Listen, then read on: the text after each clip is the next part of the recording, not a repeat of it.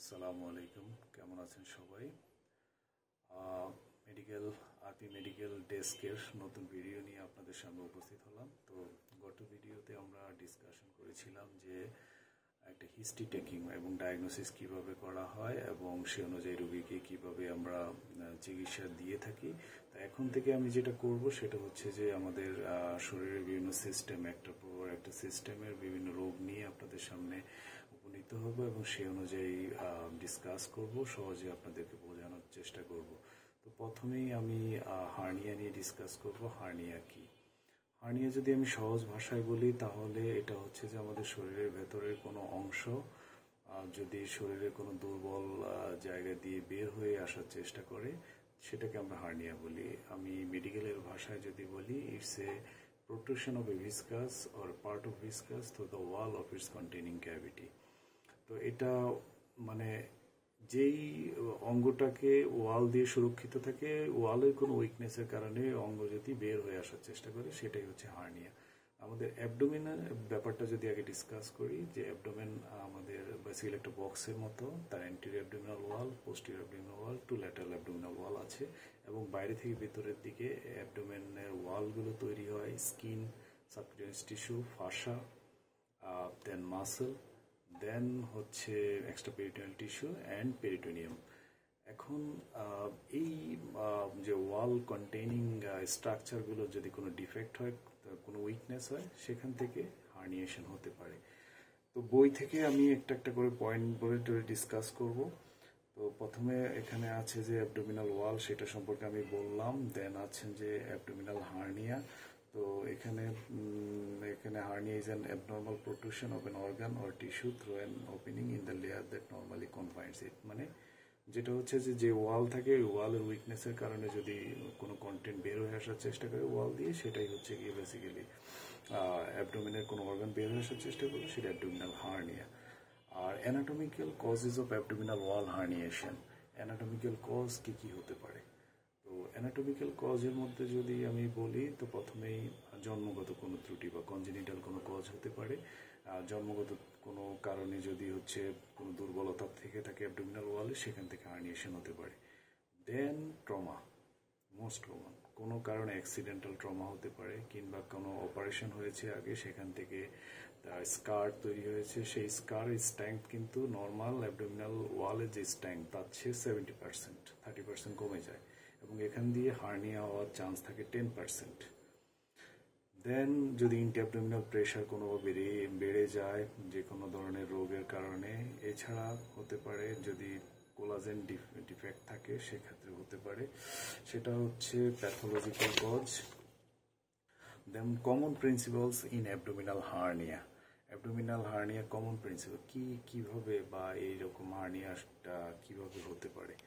তো hernia basically common principles হচ্ছে যে আমাদের ইন্টারঅ্যাবডোমিনাল অর্গান, ইন্টারঅ্যাবডোমিনালে অনেক অর্গান আছে, তার মধ্যে লিভার, প্যানক্রিয়াস, স্প্লিন, ইন্টেস্টাইন, কিডনি, এগুলো আছে। এর মধ্যে ধরুন ইন্টেস্টাইন আমাদের পেরিটোনিয়াম দিয়ে সুরক্ষিত থাকে। এখন ইন্টেস্টাইন যদি পেরিটোনিয়াম সহ একটা স্যাক আকারে আমাদের যে ইন্টারঅ্যাবডোমিনাল ওয়াল উইকনেস আছে, উইকনেস দিয়ে বের হয়ে আসার চেষ্টা করে, যেটা আমরা অনেক সময় আমরা বুঝতে পারি যে কোনো একটা পেটের অংশ ফুলে যাচ্ছে এবং কাশি দিলে বেশি ফুলে যাচ্ছে, তখন আমরা বুঝতে পারবো যে না, কোনো কিছু একটা সমস্যা বের হয়ে আসার চেষ্টা করতেছে। এরকম হচ্ছে গিয়ে এটা হচ্ছে হার্নিয়া। এখন এই হার্নিয়ার কন্টেন্ট যদি আমি হিসেব করি কি কি থাকবে, একটা হার্নিয়াতে একটা স্যাক থাকবে। স্যাক যেমন অ্যাবডোমিনাল হার্নিয়াতে স্যাক হচ্ছে পেরিটোনিয়াম, যে পেরিটোনিয়াম দিয়ে হার্নিয়ার কন্টেন্টটা, যেমন ইন্টেস্টাইন পেরিটোনিয়াম দিয়ে সুরক্ষিত থাকবে, এটা হচ্ছে হার্নিয়াল স্যাক। এবং এই স্যাকটা যে ডিফেক্ট দিয়ে বের হয়ে আসবে, সবচেয়ে ন্যারোয়েস্ট পার্টটা হচ্ছে নেক অফ দ্য হার্নিয়া।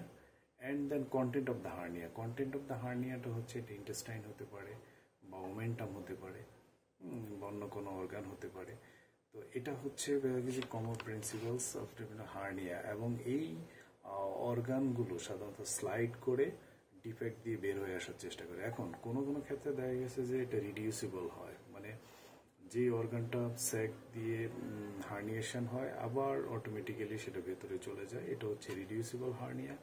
ইরিডিউসিবল হার্নিয়াটা হচ্ছে স্যাকটা কন্টেন্ট স্যাক দিয়ে স্যাকের মধ্যে আসলো এবং সেটি হার্নিয়েশন হলো, কিন্তু যে কোনো কারণে নেক অনেক ন্যারো থাকে এবং এটি আর তার আগের জায়গায় ফিরে যেতে পারে না, সেটা হচ্ছে ইরিডিউসিবল হার্নিয়া।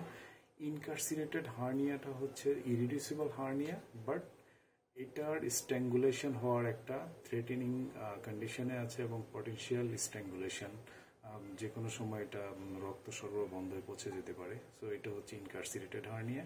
স্ট্যাঙ্গুলেটেড হার্নিয়া অলরেডি এটা ব্লাড সার্কুলেশন হ্যাম্পার্ড হয়েছে, impairment of the blood circulation causes ischemia to the content of the hernia or organ, that is the strangulated hernia. দেন আমাদের আছে ইনফার্ক্টেড হার্নিয়া। ওই স্ট্যাঙ্গুলেটেড হার্নিয়াতে যদি পছন্দ ধরে দেন সেটাকে আমরা বলি ইনফার্ক্টেড হার্নিয়া। এখন হার্নিয়া আমরা কিভাবে ডায়াগনোসিস করব? এটা খুবই ডায়াগনোসিস অনেকটা সিম্পল, কারণ রুগী এসেই অনেক ক্ষেত্রে রুগীরা নিজেরাই ডায়াগনোসিস করতে পারে। তারা এসেই বলবে যে আমার এই সমস্যা, আমার পেট ফুলে যায় এবং কাশি দিলে ফুলে যায়, কিংবা আমি যদি অনেক বেশি কাজকর্ম করি তখন বেশি ফুলে যায় এবং কিছু একটা বের হয়ে আসার চেষ্টা করে। তা আমরা মোটামুটি তখন একটা রুগী ডায়াগনোসিস করে দিতে পারি। তো এখানে হিস্ট্রি টেকিংটা ইম্পর্টেন্ট, যে কতদিন ধরে হচ্ছে, কিভাবে হলো, আগে কোনো অপারেশন হয়েছিল কিনা, কোনো অ্যাক্সিডেন্ট হয়েছে কিনা, জন্মগত কোনো ত্রুটি ছিল কিনা, এই জিনিসগুলো হিস্ট্রি টেকিং অবশ্যই ইম্পর্টেন্ট। দেন আমরা পরীক্ষা করব রোগীকে, প্রথমে শোয়ানো অবস্থায় পরীক্ষা করব, দেন দাঁড়ানো অবস্থায় পরীক্ষা করব। এছাড়া রোগীর শোয়ানো অবস্থায় মাথাটা উপর দিকে উঠে অ্যাবডোমিনাল ওয়াল মাসলকে শক্ত করে দেখব যে হার্নিয়াটা আসলেই তখন প্রমিনেন্ট কিনা। এছাড়া কাশি দিতে বলবো। তো এই পরীক্ষা নিরীক্ষা প্রথমে রোগীর কাছ থেকে তথ্যপত্র নিব, দেন পরীক্ষা নিরীক্ষা করব, করে আমরা ডায়াগনোসিসের দিকে আস্তে আস্তে উপনীত হব। দেন আমরা কিছু ইনভেস্টিগেশন করতে পারি। এখানে ইনভেস্টিগেশনের মধ্যে বেসিক্যালি অনেক ক্ষেত্রে আল্ট্রাসোনোগ্রামটা ইম্পর্টেন্ট। আল্ট্রাসোনোগ্রাম করে আমরা কিছু তথ্যপত্র পেতে পারি। এছাড়া যদি অ্যাবডোমিনাল ওয়াল হার্নিয়া হয় সেক্ষেত্রে আমরা ডিফেক্ট কতগুলো, কন্টেন্টটা কি এবং সেখানে কোনো এডেশন আছে কিনা দেখার জন্য আমরা সিটি স্ক্যান করতে পারি। এছাড়া হচ্ছে গিয়ে অনেক ক্ষেত্রে এমআরআই করে দেখা যেতে পারে। আরেকটা ডায়াগনস্টিক ল্যাপারোস্কোপি করেও আমরা ভেতরে কোনো ধরনের অবস্থা কি, কোনো এডেশন আছে কিনা, এটা ল্যাপারোস্কোপিক্যালি ম্যানেজমেন্ট করা সম্ভব কিনা সেটা সম্পর্কে আমরা একটা পূর্ব ধারণা পেতে পারি। তো ইনভেস্টিগেশন হার্নিয়াতে ইম্পর্টেন্ট, তার চেয়ে বেশি ইম্পর্টেন্ট হচ্ছে ক্লিনিক্যাল এক্সামিনেশন এবং হিস্ট্রি টেকিং। এখন আসি আমরা ম্যানেজমেন্ট প্রিন্সিপাল, কিভাবে আমরা হার্নিয়া ম্যানেজ করব। প্রথমত হচ্ছে রোগীদেরকে এই ব্যাপারটা সম্পর্কে রোগীদের সাথে ডিসকাস করতে হবে, তাকে জানাতে হবে তার সমস্যা কি, এটা মানে এক্সপেক্টেড চিকিৎসা বা সার্জারি কি হতে পারে এবং এটা পরবর্তীতে আবার হওয়ার সম্ভাবনা কতটুকু, এই সম্পর্ক বিষয়গুলো তাকে সম্যক ধারণা দিতে হবে। তো হার্নিয়ার ম্যানেজমেন্ট দু রকমই হতে পারে। একটা হচ্ছে যে হার্নিয়াটা maximum sometimes wait and see, যদি এটা কোনো সমস্যা না করে, কোনো ধরনের সমস্যা না এবং খুবই ছোট হয় এবং কোনো ধরনের অবস্ট্রাক্টেড বা ইরিডিউসিবল হওয়ার চান্স কম থাকে, কিংবা রোগীর বয়স যদি অনেক বেশি থাকে, অনেক রোগীর অন্যান্য আরও অনেক সমস্যা আছে যে সমস্যা অপারেশন করলে রোগীর আরও বেশি ক্ষতি হতে পারে, সেক্ষেত্রে আমরা অনেক সময় অপারেশন না করে ওয়েট অ্যান্ড সি কনজারভেটিভলি রোগীকে পরামর্শ দিয়ে বিভিন্নভাবে হেল্প করার চেষ্টা করি।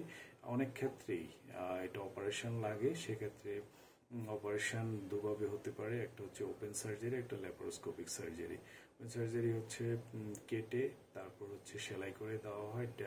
কেটে যে হার্নিয়া কন্টেন্ট আছে কন্টেন্টটাকে ভেতরে দেওয়া হয়, স্যাক যেটি আছে ওই স্যাককে অনেক সময় ভেতরে দেওয়া হয়, কিংবা স্যাক যদি অনেক বড় হয় এবং সেটা কেটে সেলাই করা হয় তারপর ভেতরে দেওয়া হয়। যেই ডিফেক্ট আছে ওই ডিফেক্টটাকে সেলাই করা হয় এবং তার উপরে অনেক সময় আমরা ম্যাশ দিয়ে থাকি, রিইনফোর্সমেন্টের জন্য ম্যাশ দিয়ে থাকি, যার ফলে ওই ডিফেক্টটা স্ট্রেংথ বহুগুণে বেড়ে যায়।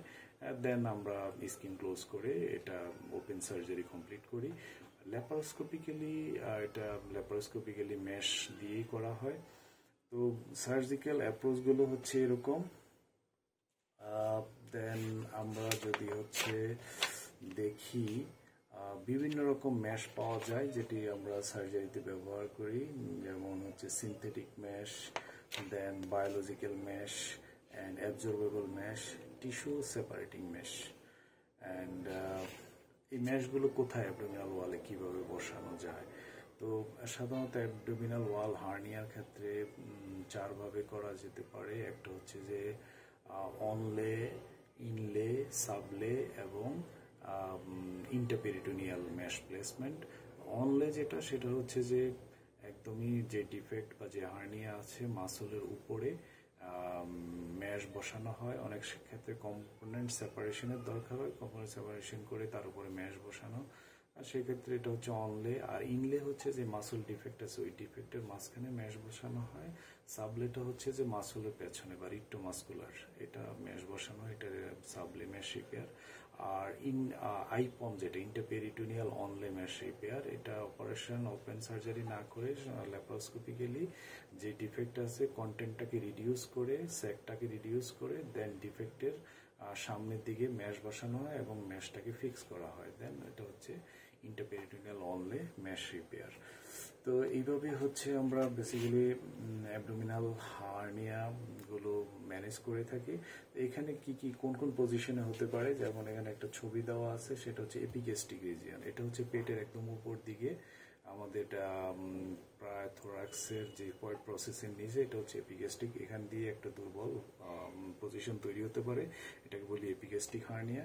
এছাড়া আম্বিলিকাসের এখানে একটা উইক পজিশন তৈরি হতে পারে, সেখান দিয়ে হার্নিয়া হয়, যেটা আম্বিলিকাল হার্নিয়া বলা হয়।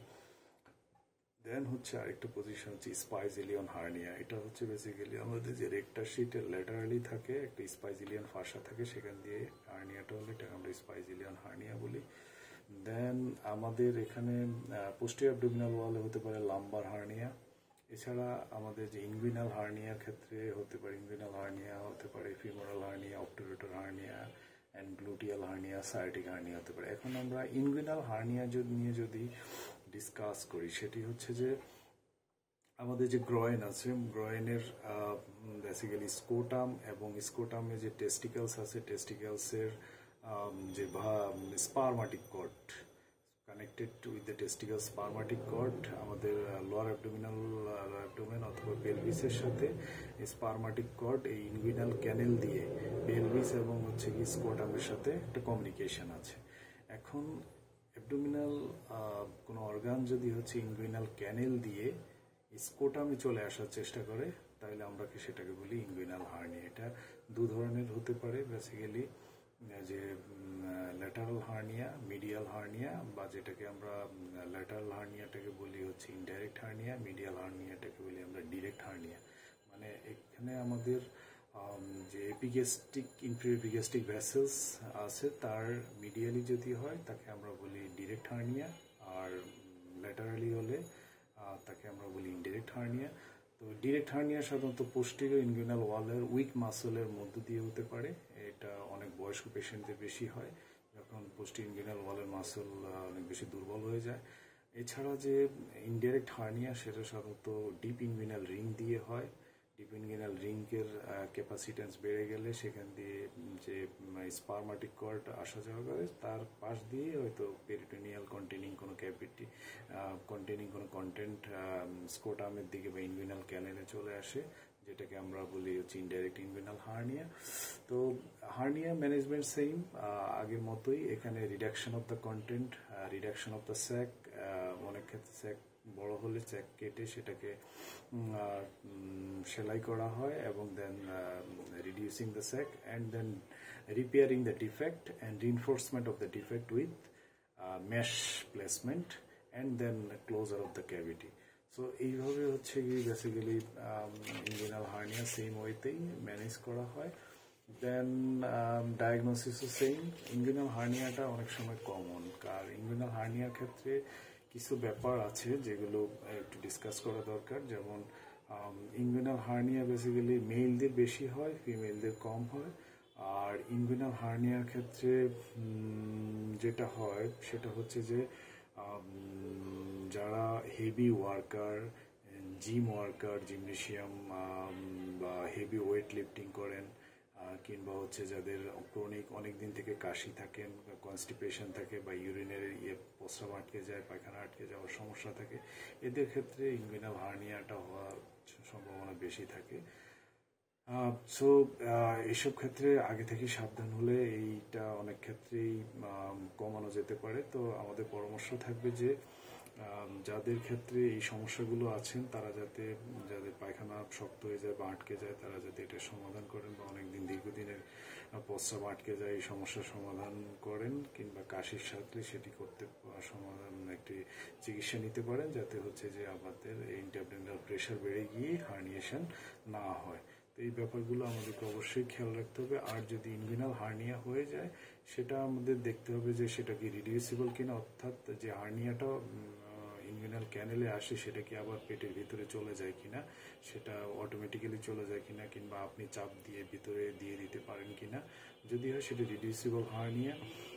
আর রিডিউসিবল হার্নিয়া যদি কোনোভাবে আটকে যায় তাহলে অবশ্যই সাথে সাথে দেরি না করে ডাক্তারের শরণাপন্ন, সার্জনের শরণাপন্ন হবেন, জেনারেল সার্জনের কাছে আসবেন এবং আপনার প্ল্যান করবেন যে অপারেশন করে যাতে এটাকে ঠিক করা যায়। সেক্ষেত্রে রিডিউসিবল হার্নিয়া হলেও অপারেশন করে আপনি এটাকে ঠিক করতে পারেন। অপারেশন সেম, এটা ওপেন সার্জারি হতে পারে কিংবা ল্যাপারোস্কোপিক হতে পারে। ল্যাপারোস্কোপিক্যালি দুভাবে করা হয়, একটা হচ্ছে total abdominal extraperitoneal, total abdominal preperitoneal surgery, আর একটা হচ্ছে টোটাল এক্সট্রাপেরিটোনিয়াল সার্জারি। তো এটা কোন অপারেশন কোন রোগীর ক্ষেত্রে হবে সেটা সার্জনের কাছে আসলে তিনি বুঝতে পারবেন। যদি বাইলেটারাল হার্নিয়া হয় সাধারণত laparoscopic is the best way, এবং কিংবা রিকারেন্ট হার্নিয়া হয় তাহলে ল্যাপারোস্কোপিটাই ভালো। এখন ল্যাপারোস্কোপিক্যালি মেশ বসানো হয় আমাদের যে inguinal posterior abdominal wall, posterior ওয়ালের যে ডিফেক্ট থাকে ডিফেক্টের উপরে মেশ বসানো হয়, মেশ বসিয়ে তারপর এই যে যাতে পরবর্তীতে সেইমভাবে আর হার্নিয়েশন না হতে পারে এটা প্রিভেন্ট করা হয়।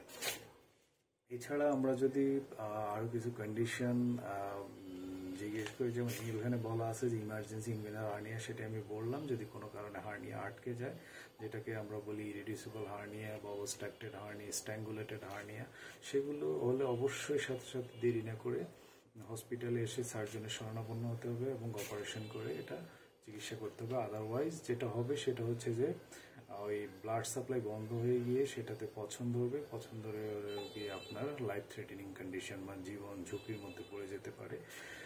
সেজন্য আগে থেকেই অবশ্যই বুঝে ব্যবস্থা নিতে হবে। এছাড়া কিছু ব্যাপার আছে এখানে, স্পোর্টসম্যান গ্রয়েন, যেটা আমি বললাম, যারা স্পোর্টসম্যান তাদের গ্রয়েন অনেক সময় উইকনেস ডেভেলপ করে, সেখান দিয়ে হার্নিয়া হতে পারে। এছাড়া আরেকটা আছে ফিমোরাল হার্নিয়া, যেটা ফিমোরাল ক্যানেল দিয়ে হয়। ফিমোরাল হার্নিয়া হলে অবশ্যই এটা অপারেশন করে চিকিৎসা করতে হবে। এবং আর কিছু ব্যাপার আছে যে এটার approach, low approach, Lockwood, inguinal approach, high approach, এই ব্যাপারগুলো আপাতত আমি স্কিপ করে যাচ্ছি। এখানে আছে ভেন্টাল হার্নিয়া, যেটা অলরেডি আমি ডিসকাস করে আসলাম, যে epigastric, umbilical, lumbar, traumatic, incisional, parastomal hernia, এই ব্যাপারগুলো ডিসকাস করে আসলাম। তো এইরকম হার্নিয়া হলে আমাদের প্রথম যেটা করতে হবে যে হার্নিয়া যাতে না হয় তার জন্য প্রয়োজনীয় ব্যবস্থা নিতে হবে, সাবধান থাকতে হবে। যেই কারণগুলো হার্নিয়া হতে সহায়ক বা হার্নিয়া হতে বেশি অ্যাক্সিলারেট করে, সেই কারণগুলো থেকে আমাদেরকে সেই কারণগুলো আগে থেকেই প্রতিহত করতে হবে। আর কোনো কারণে হার্নিয়া হয়ে গেলে সেটা হার্নিয়া আমাদের কোনো সমস্যা করছে কিনা বা তৎক্ষণাৎ আমি মনে করি যে সার্জনের পরামর্শ নেওয়া উচিত, যে এটা কি অবস্থা, এটা কি এমনিতেই ঠিক থাকবে বা হচ্ছে গিয়ে এর বড় কোনো সমস্যা হতে পারে কিনা, কিংবা অপারেশন করা লাগবে কিনা, লাগলে কি ধরনের অপারেশন করবেন সেটি সম্পর্কে একটি সম্যক ধারণা আপনি পাবেন। সেটি যত তাড়াতাড়ি আপনি ব্যবস্থা নেবেন তত আপনার জন্য ভালো। এছাড়া এখানে lumbar hernia, traumatic hernia, incisional hernia, then আছে হচ্ছে প্যারাস্টোমাল হার্নিয়া। প্যারাস্টোমাল হার্নিয়াটা নিয়ে একটু বলি। সেটা হচ্ছে যে প্যারাস্টোমাল হার্নিয়া আমাদের অনেক সময় হচ্ছে ইন্টেস্টাইনের অপারেশনের পরে ইমার্জেন্সি কন্ডিশন কিংবা সেফটি কন্ডিশনে স্টোমা ফর্মেশন করা হয়, অর্থাৎ ইন্টেস্টাইনের একটা পার্ট বা একটা লুপ আমাদের পেটের সাইড দিয়ে বের করে আনা হয়, যেখান দিয়ে আমাদের পায়খানা একটা ব্যাগের মধ্যে পড়ে, সেটা হচ্ছে স্টোমা। অনেক সময় স্টোমার পাশ দিয়ে যখন অ্যাবডোমেন ফুটো করে, সাইড ফুটো করে আমরা এই ইন্টেস্টাইনের পার্ট বা লুপ বের করে আনি, তখন ওই পাশে একটু দুর্বল অবস্থা তৈরি হয়, যার পাশ দিয়ে, স্টোমার পাশ দিয়ে অনেক সময় কন্টেন্ট হার্নিয়েশন হতে পারে। এটাকে বলা হচ্ছে যে প্যারাস্টোমাল হার্নিয়া। এই প্যারাস্টোমাল হার্নিয়া অনেক সময় ইন্টেস্টাইনাল ইসকিমিয়া বা অবস্ট্রাকশন হতে পারে। সেজন্য প্যারাস্টোমাল হার্নিয়া হলে সেটা অবশ্যই যে সার্জন অপারেশন করেছেন কিংবা এক্সপার্ট কোনো সার্জনের শরণাপন্ন হয়ে চিকিৎসা নিতে হবে, এবং এটার কয়েকটা উপায় আছে কিভাবে করবে, সেটা সার্জন ঠিক করে দিবেন।